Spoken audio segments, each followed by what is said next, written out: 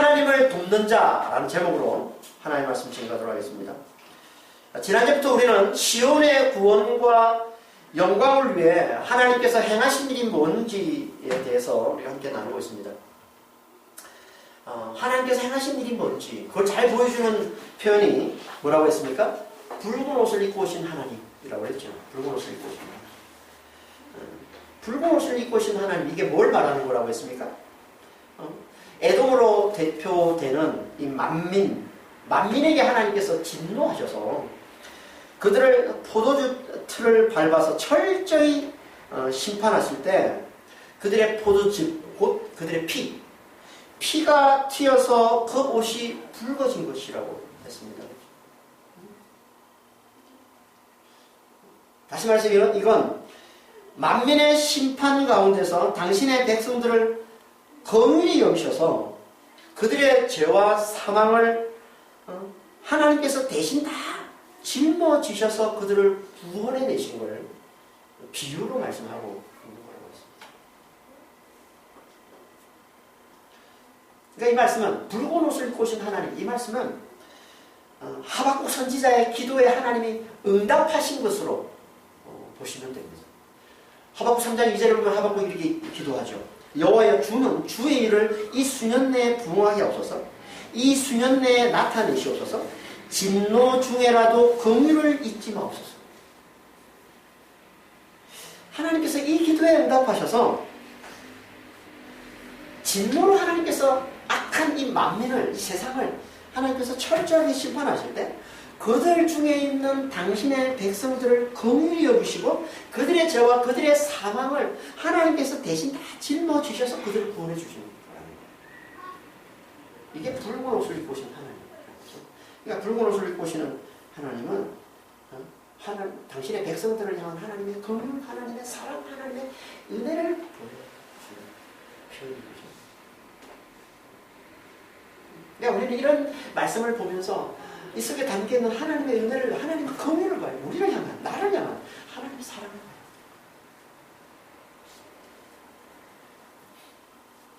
그래서 왜 하나님께서 에돔으로 대표되는 이 만민에게 이렇게 크게 진노하셔서 포도주 틀을 밟듯이 그렇게 철저히 심판하시고 그 가운데서 그들의 피가 그 옷에, 그 하나님 옷에 튀게 하셨을까요? 왜? 그건 하나님의 심판과 구원을 하나님께서 작정하셨고 그렇게 작정하신 그 하나님의 심판과 구원의 날이 도래했기 때문에 그걸 말씀하고 있는 게 4절 말씀이에요. 오늘 보면 4절에 이렇게 말씀하고 있죠. 이는 내 원수 갚는 날이 내 마음에 있고 내가 구속할 해가 왔으나, 맨 앞에 이유를 나타내는 접속사로 시작하는 겁니다. 그러니까 앞에 3절에서 하나님께서 철저하게 만민을 심판하시는데 그 이유가 뭐냐면 내 원수 갚는 날이 내 마음에 있고 내 구속의 해가 도래했기 때문이다.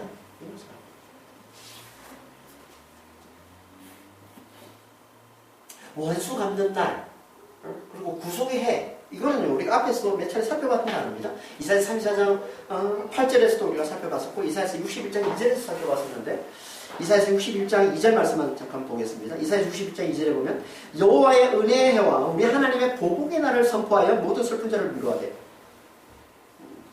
여기는 은혜의 보복의 날 이렇게 표현하고 있지만 오늘 본문과 같은 말씀을 하고 있는 거예요. 이 은혜라는 단어가 라촌인데 기쁨을 나타내는 거예요. 그러니까 구원의 기쁨을 나타내는, 하나님 우리를 구원을 베푸시면서 하나님께서 기뻐하시는 걸 말씀하고 있는 겁니다. 그리고 여기 보복은 복수, 낙함, 오늘 본문과 같은 단어예요. 원수 감독은 복수죠. 낙함이라서 복수하는 걸 얘기합니다. 그러니까 이사야서 60장 2절에서는 은혜, 우리의 구원을 강조해서 이걸 앞에 표현하고 있는 것이고, 오늘 본문에서는 하나님의 이 보복, 복수, 이 심판을 강조하기 위해서 이 보복의 날, 원수 갚는 날을 앞에 표현하고 있는 겁니다. 그리고 뭐 날이라고 그러고 해라고 그러고, 이것도 보복은 날이라고 그러고 또 은혜, 구원은 또 해라고 표현하고, 이것도 그러니까 심판은 짧지만 구원은 영원하다는 걸 강조하기 위해서 표현하는 거죠. 같은 말을 하는 겁니다. 그러니까 하나님은 반드시 복수로 심판하시고 은혜로 구원을 베풀어 주신다는 거. 복수. 하나님 반드시 복수하셔서 심판하시는 거예요. 누구를 위한 복수일까요? 누구를 위한 복수? 당연히는 하나님과 하나님 백성들을 위한 복수이죠. 하나님을 대적하고 하나님의 은혜를 무시하고 하나님을 대적하는 자들, 그리고 하나님의 이 백성들을 억압하고 핍박하고 괴롭히는 자들, 그들에 대한 복수를 말씀하고 있는 겁니다. 이 복수가 하나님 마음에 있다고. 하나님 마음. 무슨 말이에요? 하나님 마음이, 이 복수가 하나님 마음에 있다는 게, 하나님은 늘 이걸 생각하고 이걸 기억하고 이걸 잊지 않으십니다. 복수. 그러니까 반드시 하나님은 하나님의 대적자들, 그리고 하나님 백성들을 괴롭히는 자들, 하나님 반드시 복수하십니다. 왜요?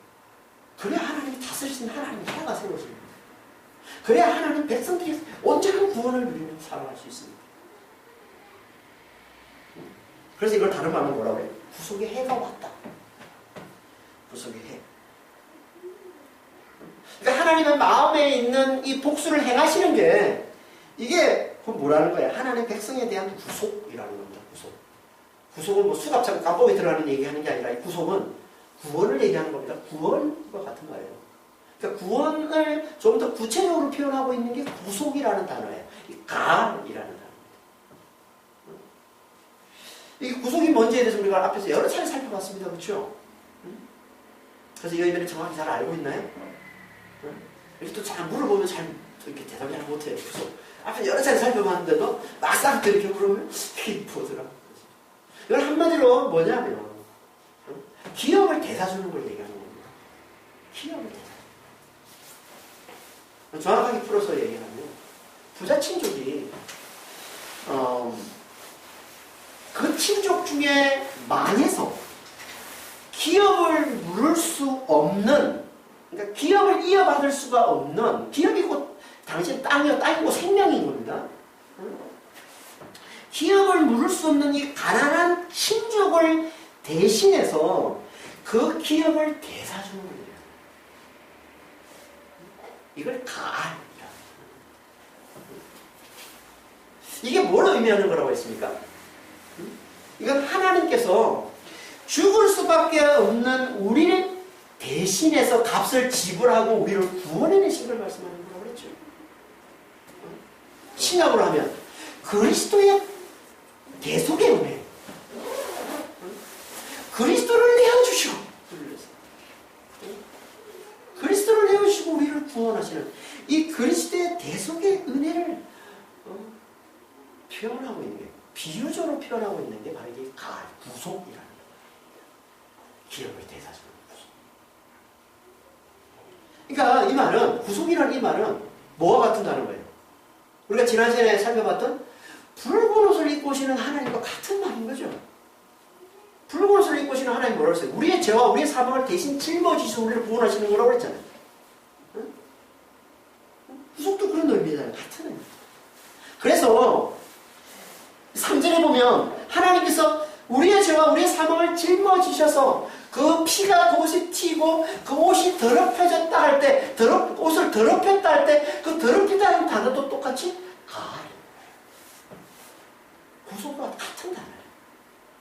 응? 3절 맨 끝에 내 의복을 다 더럽혔음이라 할 때 이 더럽혔다는 단어도 같은 단어예요. 그러니까 하나님의 옷을 더럽힌 게, 다시 말해서 하나님이 우리의 죄를 짊어지시고 우리의 죄를, 우리의 사망을 다 뒤집어 쓰신, 이게 뭐라는 거예요?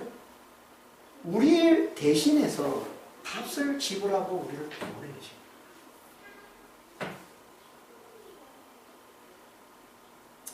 그러니까 우리의 더러움, 진짜 더러움, 그게 뭐예요? 죄와 사망이에요.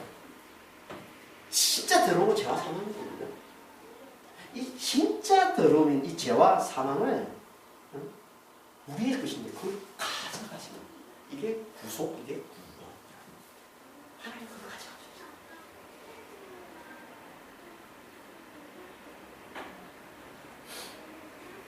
이렇게 하나님께서 당신의 대적들, 악한 자들, 당신의 백성들을 괴롭히는 이 악한 자들, 이들에 대한 이 심판의 복수와 당신 백성들을 위한 이 구원을 하나님은 늘 기억하고 계셨고, 그래서 이제 그 때가 도래했기 때문에, 그 심판과 그 구원의 때가 도래했기 때문에 하나님께서 큰 진노로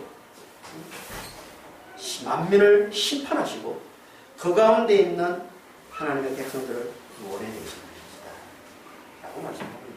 그런데 하나님께서 깜짝 놀라셨대요. 깜짝 놀라셨대요. 그게 오전 말씀이에요. 뭐가요? 내가 본즉 도와주는 자도 없고 붙들어주는 자도 없으므로 이상하게 여겨 내 판이 나를 구원하면 내 분이 나를 붙들었습니다. 여기 이상하게 여기다는 이 단어가 깜짝 샤멘인데, 이게 황폐해지다, 파괴되다, 넋을 잃을 정도로 깜짝 놀랐다, 이런 말입니다.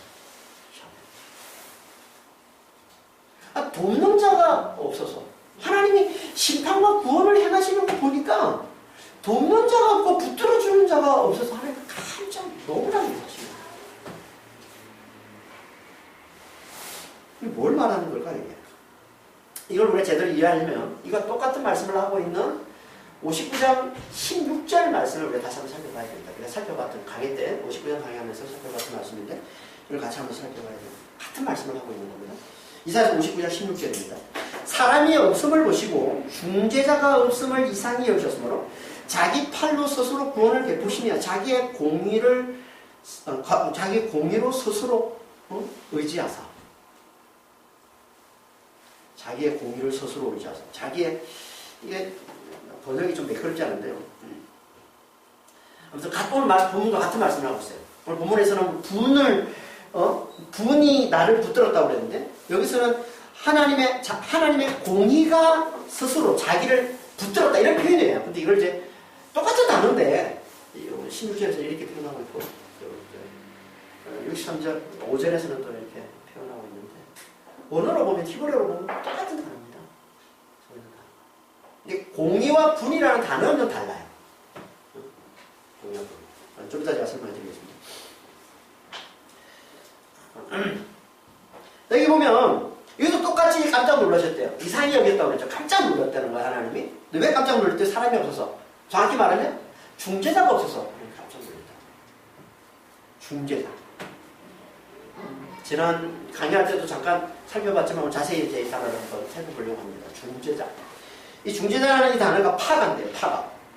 파가라는 말은 기본 의미가 뭐냐면 만나다는 뜻이에요. 만나다.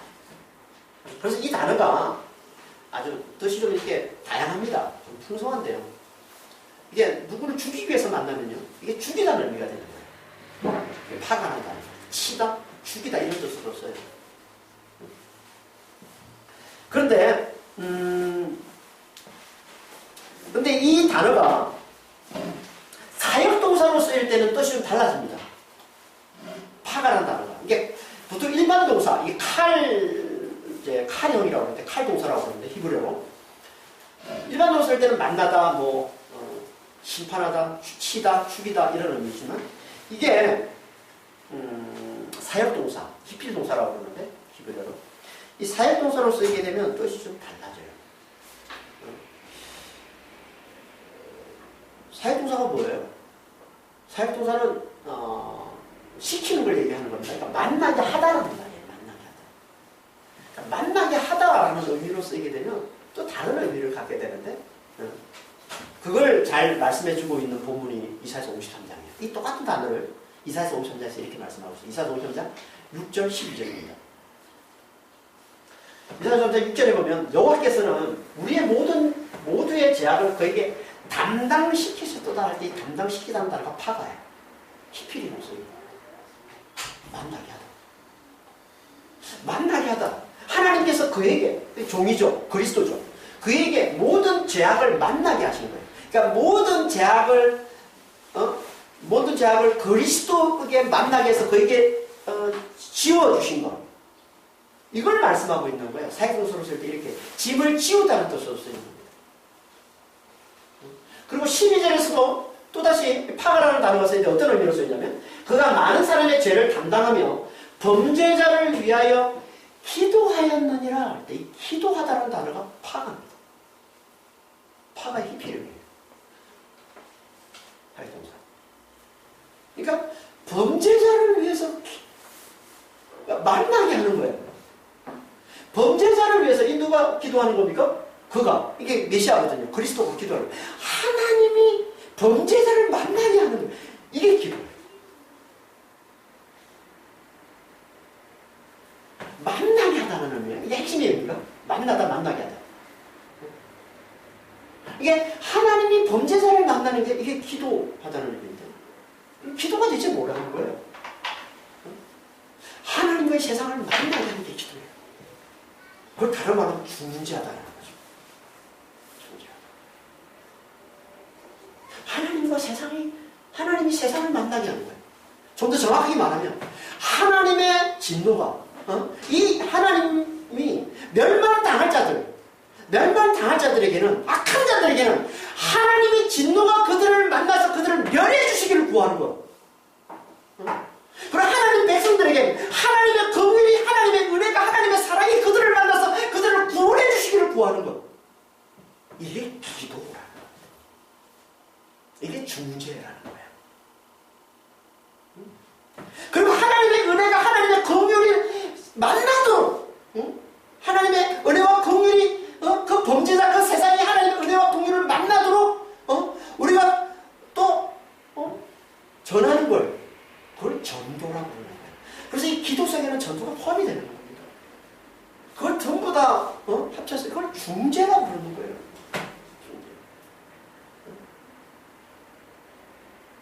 중재. 62장 강의하면서 잠깐 제가 살펴봤었지만 그래서 넓은 의미의 기도 속에는 이 전도가 같이 포함이 되는 겁니다. 이게 중재라는 의미거든요. 하나님과 이 세상을 만나게. 멸망당할 때는 하나님이 진노가 만나서 철저하게 멸하게 하나님의 백성들에게는 하나님의 은혜가 하나님의 긍휼이 만나서 구원을 베풀어 주게 하는 이거. 하나님 백성들에게 아직도 하나님의 이 은혜를 알지 못하는 자에게 하나님의 이 은혜, 이 사랑이 이 긍휼을 전해주는 걸 전도라고 하는 거죠.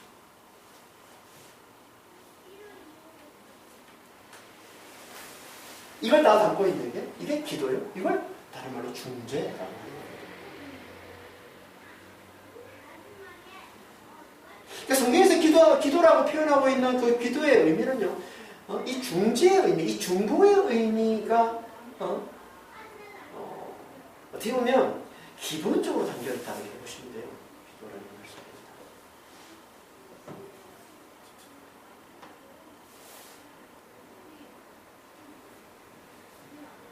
그러니까 중재자가 뭘 얘기하는 겁니까? 하나님과 이 세상이 만나게 해서 하나님 멸망당할 때 되는 하나님의 진노가 만나서 철저히 심판하게 만들고 그리고 구원받을 자 하나님의 백성들에게는 하나님의 은혜가 하나님의 긍휼이 만나서 구원이 이르도록 하게 하는 이걸 중재자라고 합니다. 이걸 다른 말로 하면 이걸 하나님을 돕는 자, 하나님의 심판과 하나님의 구원을 돕는 자. 그래서 오늘 본문에서 이 중재자라는 말을 오늘 본문에서는 하나님을 도와주는 자, 하나님을 붙들어주는 자로 표현하고 있습니다.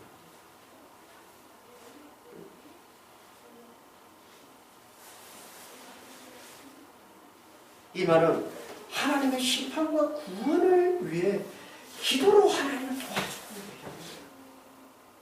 기도와 간구로 하나님을 도와주는 걸 얘기하는 거예요. 그러니까 이 붙들어주다는 말은요, 계속 붙들어주는 거예요. 계속 그 일을 해가도록 하나님께서 심판과 구원을 행할 수 있도록 계속 붙들어주는 걸 의미하는 겁니다. 이게 붙들어주다, 지지하다, 서포팅하는 걸 얘기하는 거거든요. 싸마크라는 단어, 기대다, 의지하다, 붙들어주다 이런 말입니다.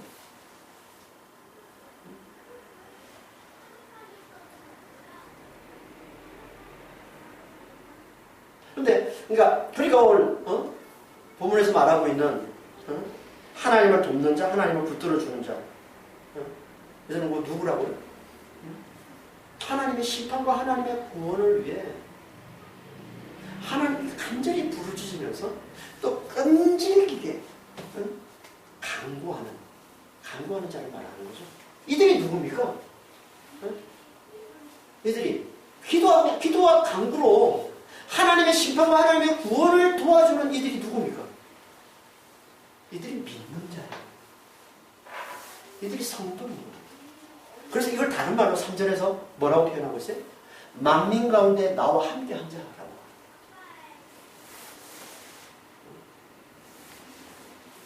그러니까 하나님과 함께 하는 자, 믿는 자, 하나님의 백성, 구원받은 자, 그들은 기도하게 되어 있고 하나님과 세상 사이에서 하나님이 세상을 만나도록 멸망당할 때는 하나님의 진노가 만나서 출정이 멸하고 하나님의 백성들에게 하나님의 은혜가 하나님의 긍휼이 만나서 그들을 구원에 베풀어 주도록 하는 이 기도하는 자가 되게 되어 있는 것이고 이 기도와 이 간구가 하나님의 심판과 하나님의 구원을 이루게 해주는 거라는 거예요. 이 기도와 이 간구가. 그래서 신약에 계시록 6장에서 그리고 8장에 보면 이렇게 하나님께 기도하고 하나님께 간구해서 하나님을 심판하게 만드는 자들을 성도라고 부르죠. 한번 볼까요? 6장 요한계시록 6장 9절 10절입니다. 다섯째 인을 떼실 때 내가 보니 하나님의 말씀과 그들이 가진 증거로 말미암아 죽임을 당한 영혼들이 제단 아래에 있어 큰 소리로 불러 이르되 거룩하고 참된 대주제여 땅에 거하는 자들을 심판하여 우리 피를 갚아주지 아니하시기를 어느 때까지 하시는나이까. 이들을 8장에서 누구라고 하냐면 성도라고 얘기합니다. 8장 4절 5절 당연히 성도의 기도와 함께 천사의 손으로부터 하나님 앞으로 올라가는지라 천사가 향로를 가지고 제단에 불을 담아다가 땅에 쏟음에 우레와 음성과 번개와 지진이 나더라. 땅에 거하는 자들, 악한 자들이에요. 교회를 핍박하는 자들. 이들을 하나님이 심판하지 아니하시 심판하여 우리 피를 갚아주지 아니하시기를 어느 때까지 속히 세상의 악을 심판해달라고 지금 하나님 앞에 간구하고 있는 걸 표현하고 있는데 이게 성도의 기도라고 얘기하는 거예요. 그리고 이 성도의 기도를 받으시고 하나님께서 어떻게 하세요? 심판하시고 우레와 음성과 번개와 지진이 쏟으니까 난 심판을 얘기하는 겁니다. 다 심판을 하다면 표현되는 거예요. 성도의 기도를 받으시고 하나님 심판하시는 걸 얘기합니다. 누가복음에서도 같은 말씀을 하는 거예요. 18장 7절에 보면 하물며 하나님께서 그 밤낮 부르짖는 택하신 자들의 원한을 풀어주지 않으시 하나님이 심판하시는 건 부르짖는 자의 그 기도를 들으시고 그들의 원한을 갚아주는 거예요. 이게 세상의 심판이에요. 이게 세상의 악에 대한 하나님의 심판이란 말이에요.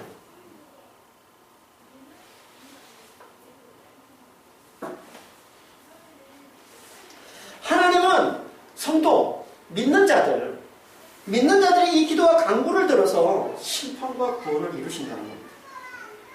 하나님께서 심판과 구원을 온전히 이루시기 위해서는 기도와 간구로 하나님을 도와주고 하나님을 붙들어 주는 자가 반드시 있어야 됩니다. 하나님과 세상을 만나게 하는 자가 반드시 있어야 된다. 그래서 예수님이 귀신을 쫓지 못한 이유를 물어보는 제자들에게 이렇게 말씀하는 거예요. 마가복음 9장 28절 29절입니다.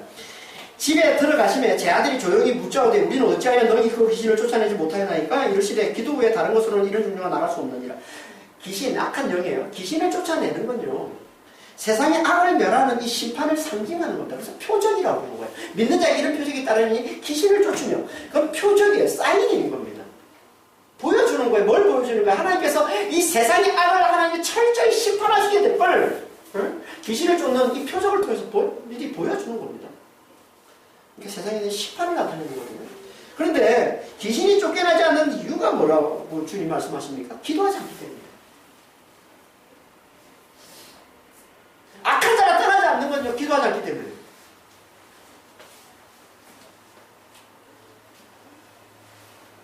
그런데 이 기도하지 않는다는 이 말씀을 이 병행구절인 마가복음 9장 28절 29절의 병행구절인 마태복음 17장 19절에서 21절 말씀을 보면 이 기도하지 않는다는 말을 예수님은 다른 말로 뭐라고 하냐면 믿음이 없기 때문이다라고 말씀합니다. 그렇죠? 똑같이 자들이 물어보는 거예요. 똑같은 말씀이에요. 그런데 여기서는 뭐라고 그래요? 믿음이 적기 때문이다. 믿음이 적다라는 올리고스라는 말인데 적다라는 말은 거의 없다. 이 없는 걸 얘기하는 겁니다. 겉으로는 믿는 척하지만 실제로는 믿으면 겉으로는 예수를 따르는 자면 실제로는 믿지 않는 걸 올리고스라고 하는 거예요.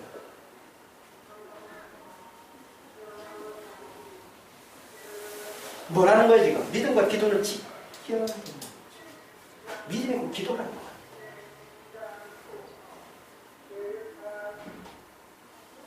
믿는 자가 가장 자연스럽게 내야 이렇게 기도라는 거예요. 믿음이 뭐예요? 믿음은 자신을 죽은 자로 바라보고 하나님을 죽은 자를 살리는 창조주 하나님 생명의 주로 알아보는 게 믿음이잖아요. 그럼 기도는 뭐예요? 그 믿는 자가 하나님의 심판과 하나님의 구원, 다시 말해서 하나님과 세상이 만나는 악한 자를 심판하시고 진노가 만나서 심판하시고 하나님의 백성들은 하나님의 은혜가 만나서 구원을 베풀어주는 이 일을 간절히 바라는 걸 말하는 겁니다.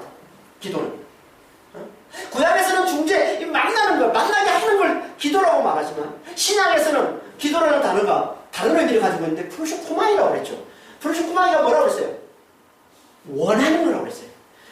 바라는 거라고 그랬어요. 간절히 바라는 거예요. 이걸.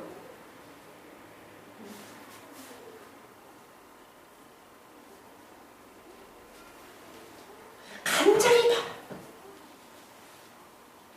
하나님의 심판과 하나님의 구원이 이루어지기를, 하나님이 세상을 만나기를, 진노가 만나서 악한 자를 철저히 멸하고 은혜가 만나서 하나님의 백성들은 온전히 구원해내시는 이 일이 속히 이루어지기를 간절히 바라는 거, 이게 기도예요.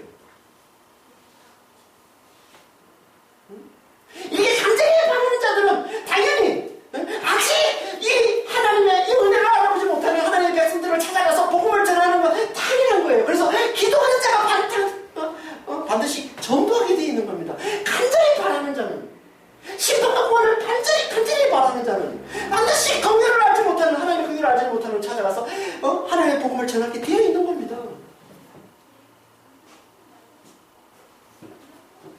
이 간절한 바람, 이게 하나님의 역사적 만드는 거라는 거예요.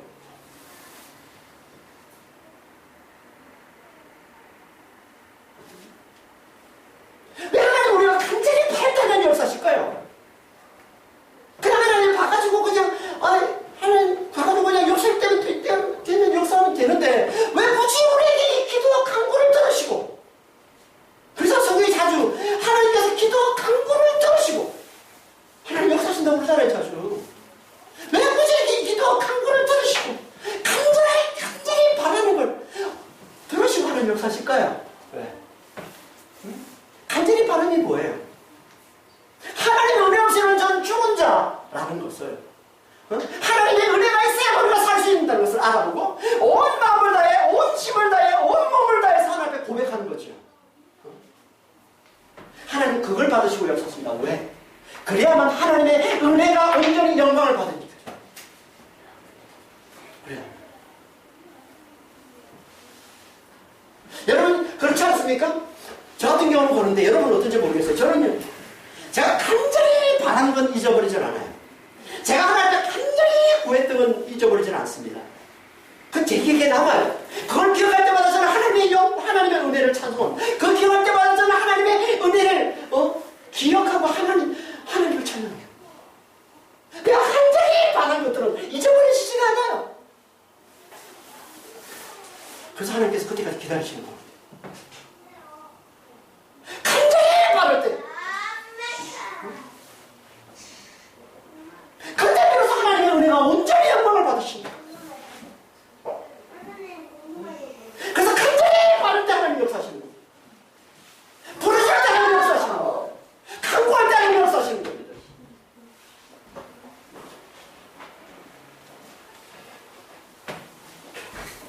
그래서 의인의 간구는 역사님이 크다고 그러는 거예요. 그 말씀하는 거예요. 역사님이 크다는 얘기, 의인의 간구를 하나님 반드시 이루신다는 거예요.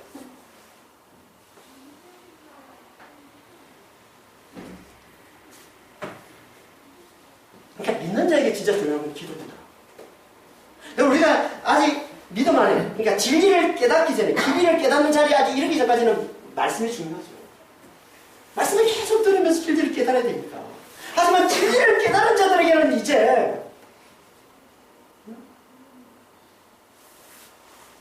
기도로 넘어가지 않으면 안 돼요.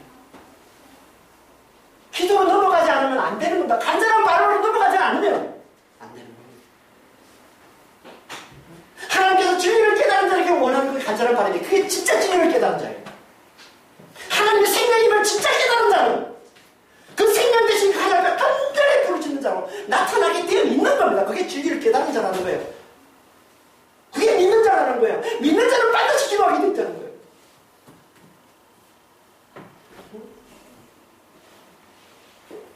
그렇게 간절히 바라는 자는 반드시 아직 하나님의 공의를 알지 못하는 자를 찾아가게 되어 있는 것이고 전부하게 되어 있는 것이고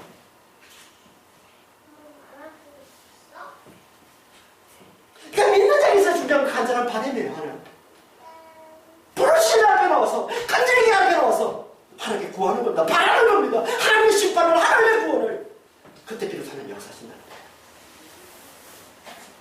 그때 하나님의 심판과 하나님의 구원을 하나님께서 이루신다는 겁니다. 그래서 돕는 자라고 합니다. 기도하는 자, 돕는 자.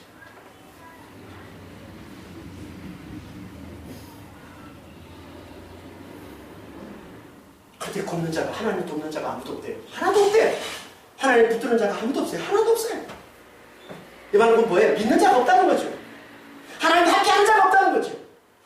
다시 말해서 모두가 다 하나님의 대적자라는 거예요. 모두가 다 하나님의 은혜를 무시하며 사는 자들이라는 거예요. 그래서 하나님이 깜짝 놀라시는 거예요. 하나님이 심판과 구원을 행하시는 하나님 나타나시는데 바라본 자 아무도 없어요. 구원자. 다 하나님의 대적자라는 거예요. 다 하나님의 은혜를 무시하더라는 거예요. 그래서 놀라시는 겁니다.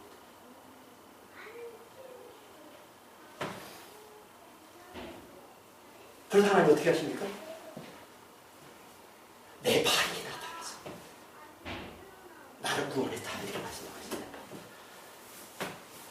이 본문에 보면 내 팔이 나를 구원한다 이렇게 되어 있는데요. 정확한 번역은 내 팔이 나를 위해 구원했다. 이게 정확한 번역이에요. 이거 이제 뭐 나를 구원했다, 나를 위해 구원. 이게 이제 히브리어 보면 로라는 단어인데 이게 그에게라는 뜻도 되고 그를 위해라는 뜻도 되기 때문에 그래서 이게 번역에 조금 차이가 생기는 것 같아요. 정확한 번역은 나를 위해 이게 리입니다. 리 나를 위해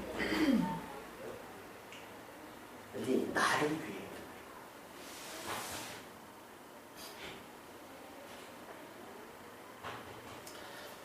무슨 말이야? 하나님은요 돕는 자가 있어야 하나님께서 심판과 구원을 이루실 수가 있는데 아무도 하나님을 돕는 자가 없으니까 하나님 팔이 나타서 하나님을 도우셔서 구원을 행하셨다. 하나님을 위해 하나님 위해 구원을 행하셨다.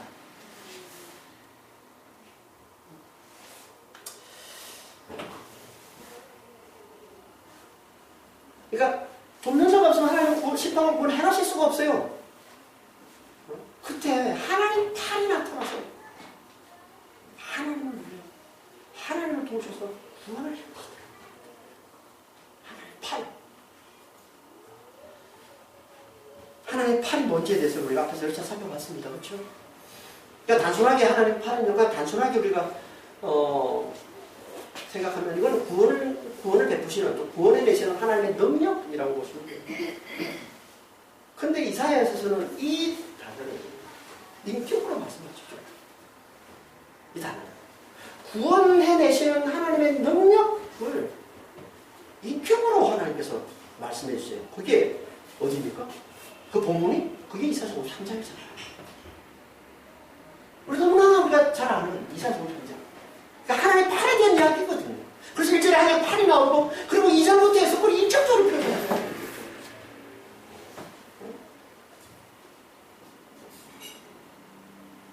이제 이사야 53장은 다 알죠?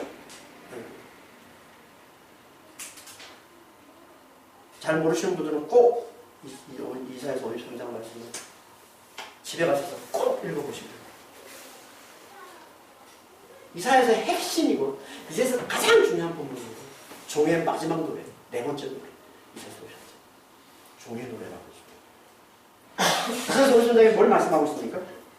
하나님께 종을 보내셔서, 그 요약하면 이런 거예요. 하나님이 종을 보내셔서 세상의 모든 죄와 허물을 짊어지게 하셔서 하나님의 백성들을 구원해내신다 라는 말씀을 하는 거예요. 이런 우리 이스라엘 정신 상황. 이게 뭘 말씀하는 거라고 했습니까? 신약으로 표현하면 그리스도의 십자가를 말씀하는 거겠죠. 그러니까 이 말씀은 이사야 53장 말씀은 하나님께서 그리스도를 보내셔서 그에게 우리의 모든 죄를 다 짊어지우셔서 우리를 구원해주신다. 다시 말해서 그분이 우리의 죄, 이 세상의 죄를 다 짊어지고 죽으시고 부활하심으로 죽으시고 우리의 죄를 다 세상의 죄를 다 짊어지고 하나님 짊어지우셔서 죽으시고 다시 부활하시네요. 53장 말씀이 이사야 53장 말씀이 죽으시고 부활하심으로 그분의 그 죽음을 자기의 죽음으로 세상의 죄를 지고 그분이 죽으실 이유는 없어요. 그분은 죄가 없으신 분이기 때문에 세상의 죄를 죽으시고 그러니까 우리의 죄를 짊어지고 죽으시는데 그걸 알아보는 자. 아, 저 죄가 내 죄구나. 저 죽음이 내 죽음인 거구나 라고 알아보는 자. 이들이 누구? 이게 믿는 자.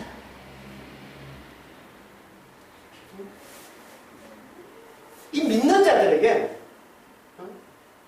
부활하신 그분의 생명, 다시 말해서 부활의 생명을 넣어주셔서 믿는 자들의 그 부활의 생명을 넣어주셔서 구원해내신다.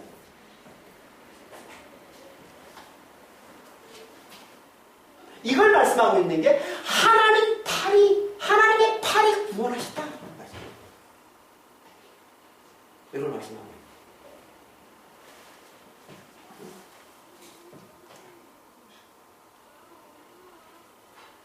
그러니까 하나님 팔이 나타나지 않으면 구원을 행하실 수가 없는 분이신 거죠. 근데 하나님 팔이 나타났어. 하나님 종이 나타났어. 하나님 아들이 나타났어. 그리스도께서 오셔서 구원을 행하셨다. 어떻게? 우리의 세상의 이 모든 죄를 다, 이 사명을 다 짊어지시고 그분이 십자가에 죽으시고 그리고 거기서 다시 부활하셔서 그를 믿는 자들에게 당신의 그 부활의 생명을 넣어주심으로 구원해내시더라는 거예요. 그렇게 구원해내신 그들, 부활의 그리스도에서 그 생명을 받아서 구원받은 그들, 이들이 누굽니까? 이들이 하나님의 생명을 가진 자, 하나님의 백성, 하나님과 함께하는 자, 믿는 자인 것이고, 또 이들이 곧 누굽니까? 이들이 기도와 간구로 하나님의 심판과 하나님의 구원을 돕는 자.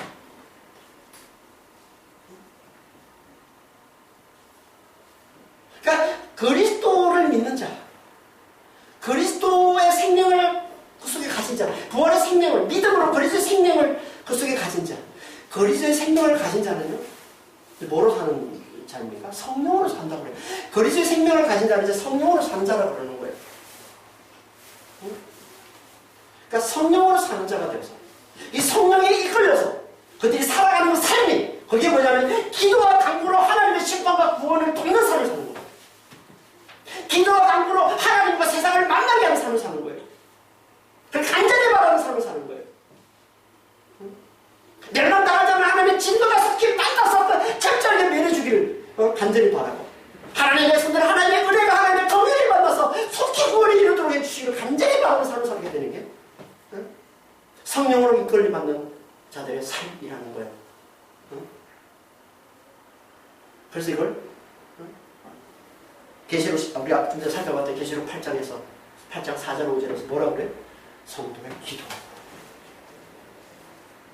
성도의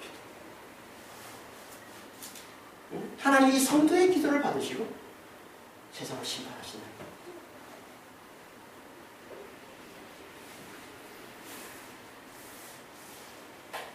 그러면 그게 곧 하나님께서 크게 진노하셔서 세상을 끝까지 철저히 심판하시게 되는 거라는 거예요. 그걸 말씀하고 있는 게 내 분이 나를 붙들었다. 하나님의 팔이 하나님을 위해서 구원하신 그게 곧 하나님의 분이 하나님을 붙드는 게 되는 같은 말씀이에요. 이게 이해가 되세요? 하나님의 팔이 하나님을 구원하셨다는 말이 이게 뭐라고 그랬어요? 하나님의 팔이 하나님을 구원하셨다. 하나님을 위해 구원을 베푸셨다. 이건 그리스도께서 죽으시고 부활하심으로 그를 믿는 자들을 구원해 주신 걸 말하는 걸 그렇죠.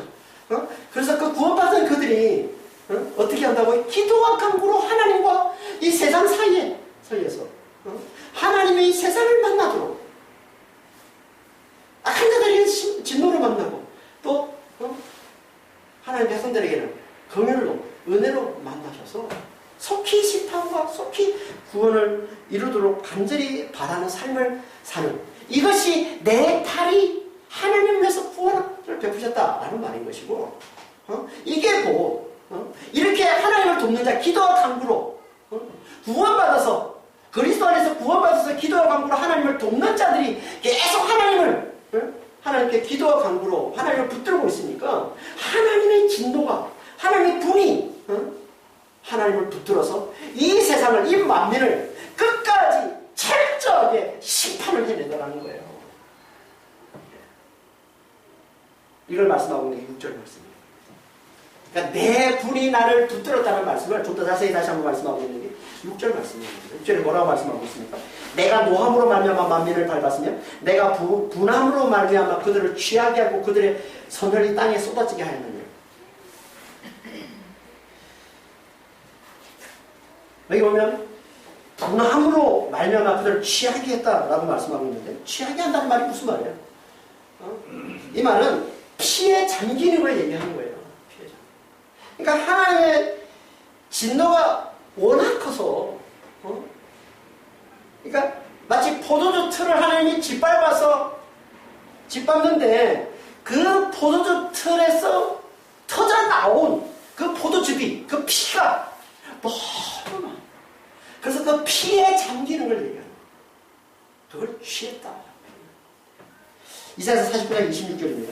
내가 너를 억압하는 자들에게 자기의 살을 먹게 하고 네 새술에 취한같이 자기의 피에 취하게 하리라.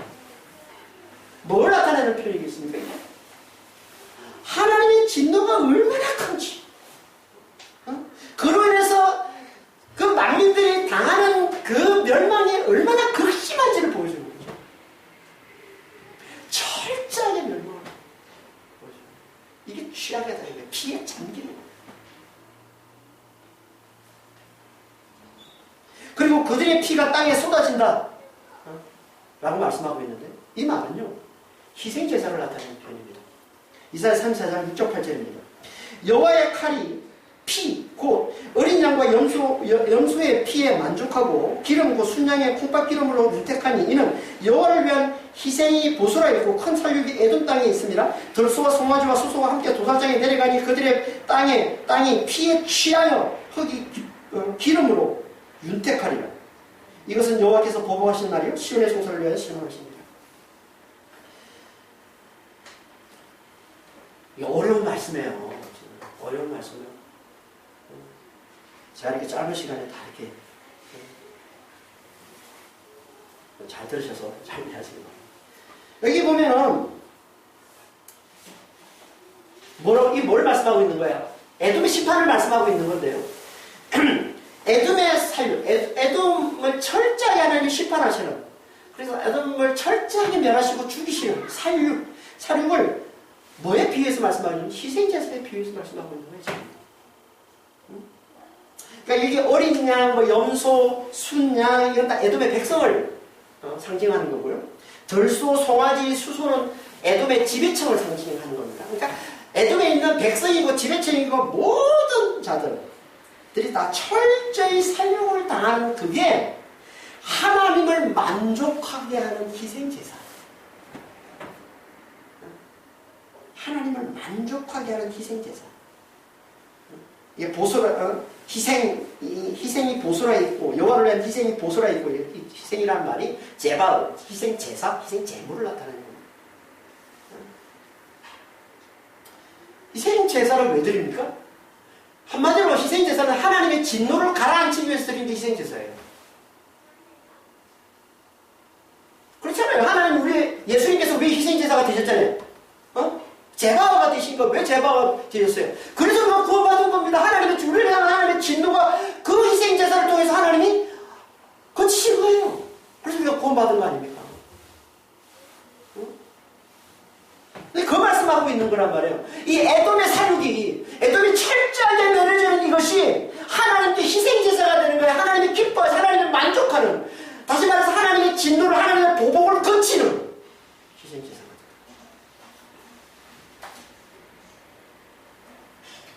그러니까 무슨 말이에요? 하나님은 에돔은 뭘 상징한다고요? 만민, 심판당하는 만민, 세상, 이 악한 세상, 하나님을 대적하는 이 악한 세상, 이 에돔이라고 그랬잖아요. 지난 시간에. 이 만민이, 이 에돔이 철저히 심판당한 후에야 비로소 하나님이 진노가 거치고, 하나님의 복수가 끝나야 합니다. 그때까지는 절대 하나님의 진노가 거치지 않는다는 거예요. 그때까지는 하나님의 절대 복수가 끝나지 않는다는 거예요. 하나님은 절대 만족하지 않는다는 거예요. 하나님은 철저히 에돔을 다 멸하시는 거예요. 비로소 하나님이 만족하시는 거예요. 비로소 하나님의 진노가 거치는 거예요. 하나님이 비로소 보복이 끝나는 거예요. 뭘 말씀하고 있는 겁니까? 하나님은 에돔을 끝까지 철저히 심판하실 걸 말씀하는 거예요. 만비를. 이게 뭐라고요? 내 분이 나를 붙들었다는 말씀이에요. 끝까지 심판. 끝까지 심판하는 거예요. 뭐가 이렇게 끝까지 심판하게 만들어요? 성도들이 계속 하나님께 기도하는 게. 끝까지 심판하게.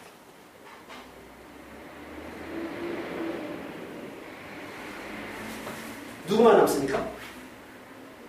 하나님의 팔이 구원한 자들.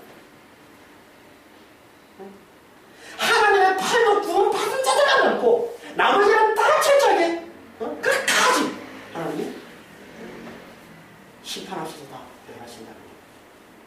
하나님의 팔로 구원받은 자들 이들만 남고 있어요. 하나님의 팔로 구원받은 자들 이들이 누구라고요? 그들이 그리스도 안에서 하나님께서 우리의 죄와 사망을 짊어지시고 죽으셨음을 알아보는지. 그래서 그리스도만을 굳게 의지하는지. 그들에게만 그리스도의 생명, 이 부활의 생명을 주셔서 구원해내십니다. 그들만 남는 거예요. 그리스도의 생명을 가진 자만 남는 거예요. 그리스도의 이 부활의 생명을 가진 자만 남는 거예요. 그리스도를 믿음으로.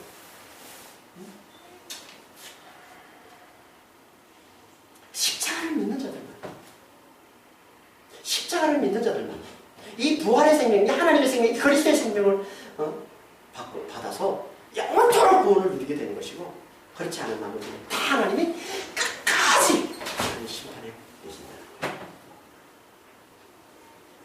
그러니까 여기 팔도 하나님의 팔, 하나님의 구속, 하나님이 붉은 옷을 입고 오시는 것, 하나님의 옷이 더럽혀지는 것, 다 뭘 얘기하는 거지? 십자가를 얘기하는 거야. 아니 이렇게 한 본문 안에 이렇게 십자가를 많이 얘기하고 있어. 말씀을 보면서 여러분 그렇게 본 적이 있습니까?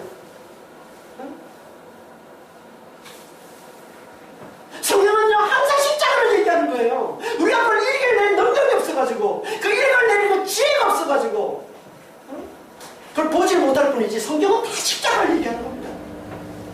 하나님께서 우리를 붙고 죽으시고 내가 함께 그와 함께 죽었다는 거, 그리스도와 함께. 그래서 이제 그리스도의 생명으로 사는 자가 됐다는 거. 이걸 말씀하는 게 이게 성경인 거예요. 그래서 성경의 목적을 뭐라고 그래요? 그리스도를 믿음으로 생명을 얻게 하는 게 성경의 목적이라고 그러잖아요.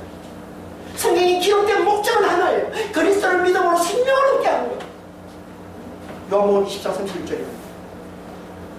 오직 이것을 기록하면 너희로 예수께서 하나님의 아들 그리스도심을 믿게 하려며 또 너희로 믿고 그 이름을 힘입어 생명을 얻게 하려며.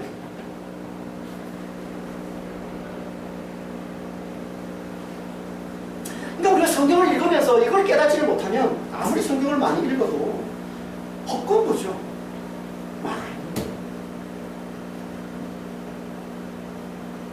그러니까 우리는 성경을 가까이 하면서, 늘 성경을 가까이 하면서 이 십자가의 복음, 그리스도와 함께 내가 죽고 이제 내 안에 그리스도가 사신다는, 그리스도 안에서 영생과 부활을 사는 자가 되었다는 이 진리를 잘 깨닫는 자, 이 진리를 잘 깨달은 자, 이 믿음을 가지게 된 자들, 이들은 어떤 삶을 살게 된다고요? 기도의 삶을 살게 된다.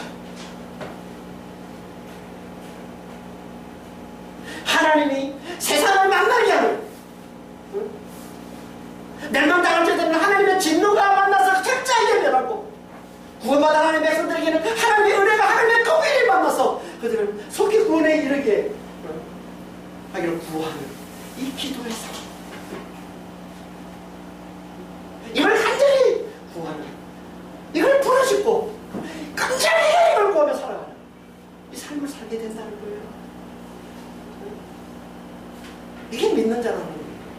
그래서 예수님께서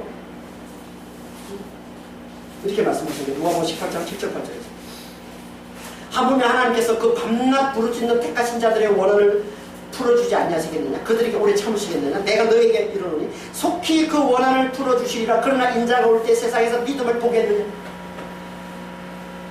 밤낮 부르짖으며 하나님의 원한을 갚아달라고 기도하는 이게 믿음이라는 거예요.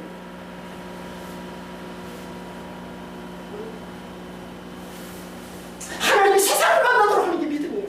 하나님이 이 세상의 악한 자들을 매려달라고, 하나님의 진노를 매려달라고, 하나님의 백성들은 하나님의 은혜로 강요로 구원해달라고 하나님 앞에 매일 부르짖으며 매일 간구하는 이것이, 원한을 갚아달라고 하는 이것이, 세상을 악을 매려달라고 하는 이것이, 믿는 자를 구원해달라고 하는 이것이, 이걸 간절히 부르짖고 이걸 간절히 구하며 살아가는 이것이, 이게 믿음이라.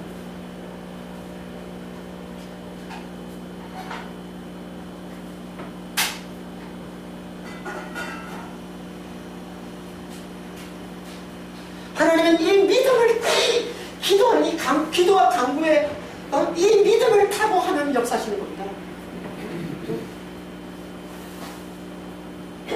정말 우리가 제대로 믿는 자가 맞다면 하나님께서 우리 삶에 이게 나타나기를 원하세요.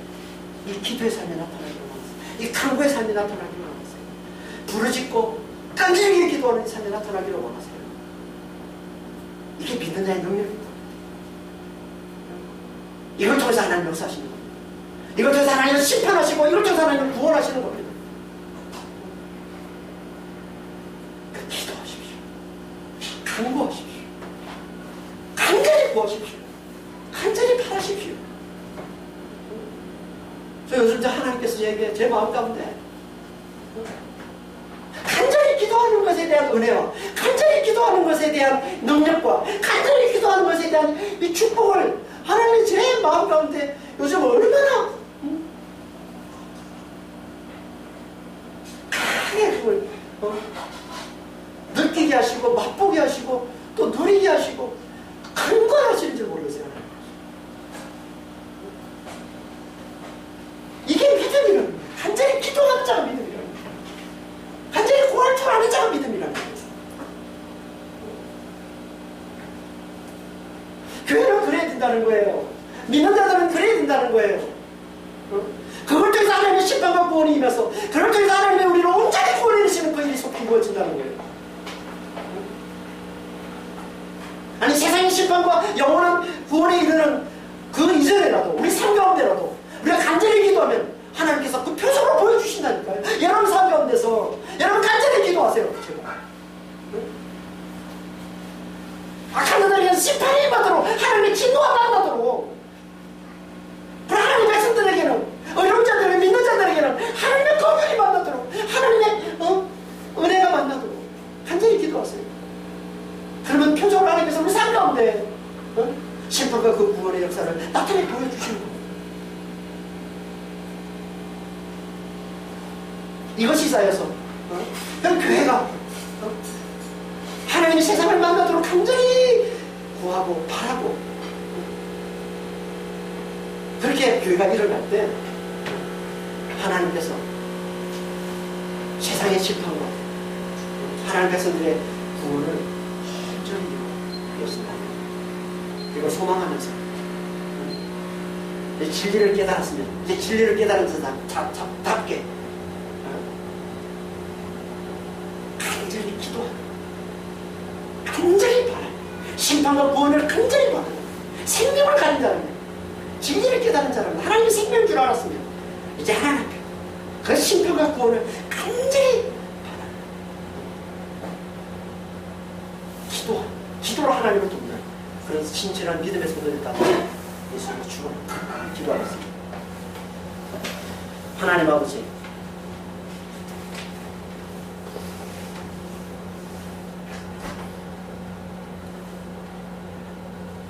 하나님의 팔, 그리스도께서 죽으시고 부활하시고 아버지 하나님 우리를 구원해내셔서 이제 하나님을 돕는 자로 저희를 세워주셨사옵니다. 하나님이 세상을 만나도록 악한 자들에게는 하나님의 진노가 만나서 철저히 멸하고 하나님의 백성들에게는 하나님의 은혜, 하나님의 긍휼을 만나서 그들을 구원해내도록 아버지 하나님 이 기도의 삶으로 저희를 아버지 부르시고 기도하는 자로 아버지 저희를 세워주시옵소서. 주여, 제가 이 땅에 있는 동안 아버지 하나님 정말 성령 안에서 이 사명을 잘 감당할 수 있도록 저희를 축복하여 주시옵소서. 그리고 삶 가운데 하나님의 심판과 아버지 구원의 역사가 나타나는 것을 보게 하시고 그래서 더 힘써 저희가 간구하며 더 힘사를 베풀어 주시며 더 간절하게 하나님께 기도함으로 아버지 하나님 정말 하나님의 뜻이 온전히 이루어지는 것을 저희들이 속히 보기를 원합니다. 주님 역사하여 주시옵소서. 이를 위해서 아버지 하나님 더 간절히 기도하고 더 간절히 부르짖고 더 간절하게 아버지 하나님 간구할 줄 아는 그러면 믿음의 성도들이 다 될 수 있도록 저희를 축복해 주시고 인도하여 주시옵소서. 감사하며 우리 주 예수 그리스도로 기도합니다.